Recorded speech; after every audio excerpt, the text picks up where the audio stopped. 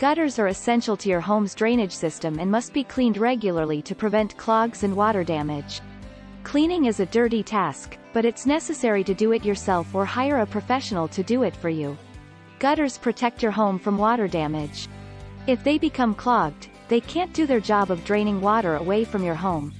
It can lead to water damage to your foundation, basement, or crawl space.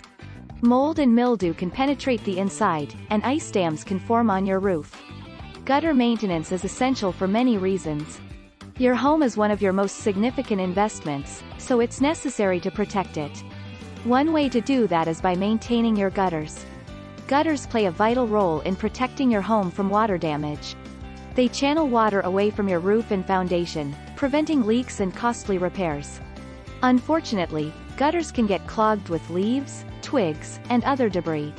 When this happens, they need help to do their job correctly. That's why cleaning your gutters and removing waste is essential.